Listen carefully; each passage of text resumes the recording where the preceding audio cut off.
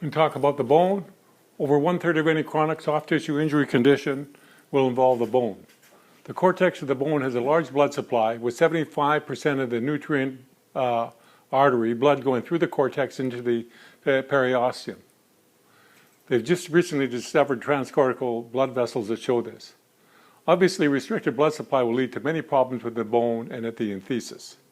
Only a little edema in the cortex will increase the extra fluid pressure dramatically because the bone is non-compliant. MR imaging, magnetic resonant imaging, can't see edema in the cortex of the bone. Same thing with many structures that are degenerative or pain, like the tendons, like the periosteum, like the enthesis. You can't see it and the ligaments. When the bone is flexed, the pressure within the cortex is elevated, and then fluid flows away. Quite a few papers demonstrate this. This is how we test and treat the condition due to elevated pressure within the cortex. Forces we introduce are in the bone. We can introduce torque, we can introduce traction and compression, or even more than one time. Long bones, neck of the femur, subcortical bone in the tibial table, phalanges we're working on. Short bones, calcaneus, carpal, sacrum.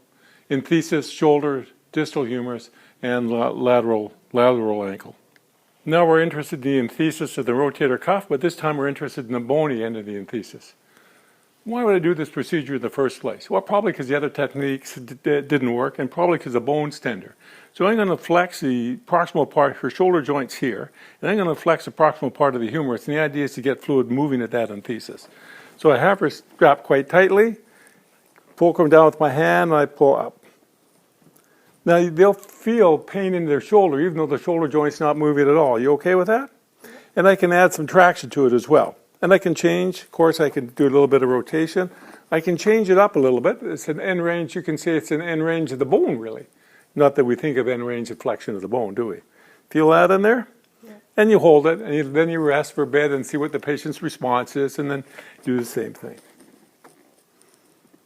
Now, if we're talking about, perhaps we're talking about like a sports elbow or a medial epicondyle problem on the humerus, just stay there. And maybe it's the enthesis again.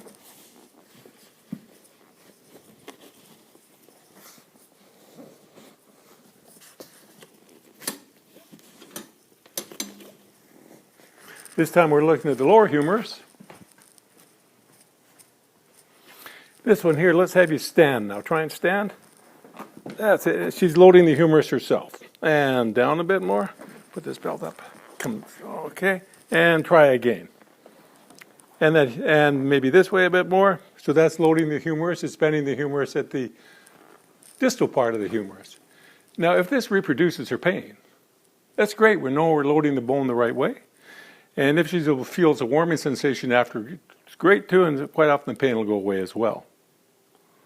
The nerves within the cortex of the bone have really a profound referral. Sometimes you can load the bone here and they might feel it up in the neck. It's quite a profound referral. Now we'll do the ankle, same thing with the ankle. I'm just going to have you lying down on your back now.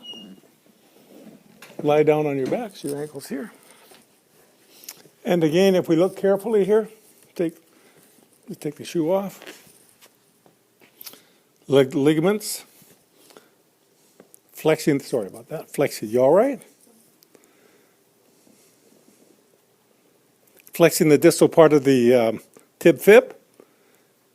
And that might affect the enthesis where the ligaments join. You can do some traction. You can quite a bit of force in here. And you always ask the patient how they're feeling for direction and if they're doing all right. This applies for any enthesis. I just demonstrated a few here.